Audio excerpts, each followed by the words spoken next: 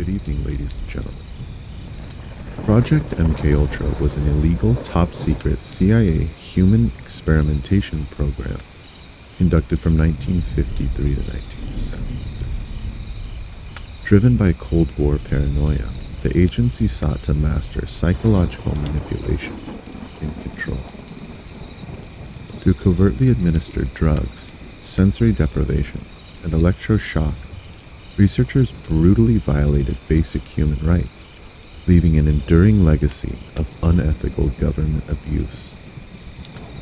The project's origins were rooted in the intense geopolitical anxieties of the 1950s. Following rumors that communist nations were using psychological torture and brainwashing on American prisoners of war, the CIA scrambled to develop a counter-strategy.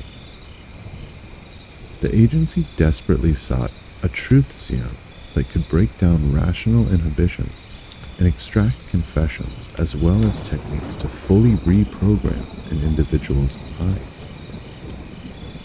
Operating under the technical services staff, chemist Sidney Gottlieb was given largely unchecked power to direct the project. What followed was a horrific departure from ethical science. Over the next 2 decades, the CIA funneled money into universities, prisons, and hospitals to conduct over 140 sub-projects.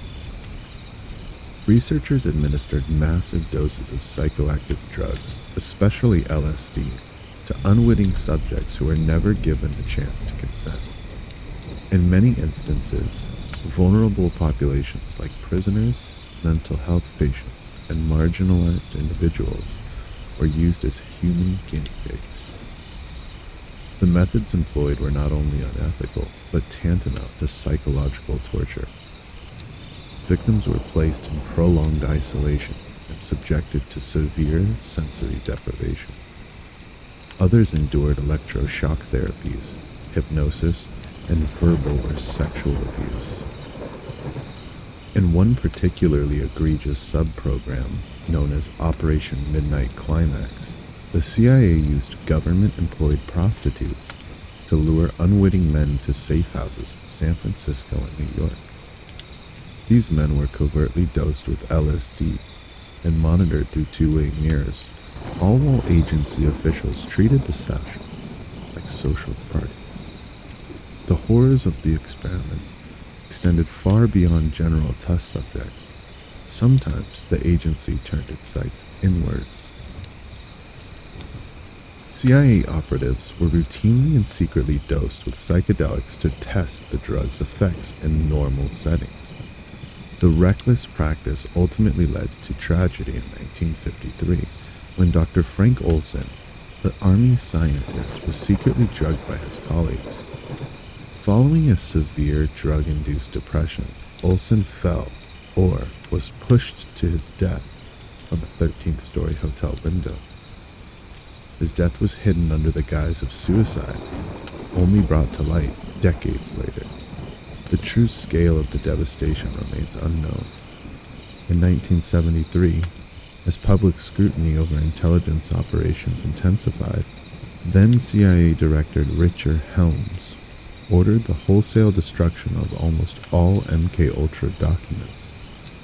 Thankfully, a cache of thousands of financial documents was accidentally spared. When these files were uncovered in 1977, they spurred a series of congressional inquiries, including church committee hearings, which finally exposed the program's atrocities to the American public. Ultimately, Project MKUltra never produced the miracle mind control techniques the CIA had hoped for. Instead, it yielded a catalog of profound human suffering. Many of the survivors suffered from permanent psychological trauma, including anterograde amnesia, chronic depression, and severe personality deterioration. A historical case study in the dangers of uninhibited state power, MKUltra serves as a chilling reminder of the catastrophic consequences that occur when morality is abandoned in the name of national security.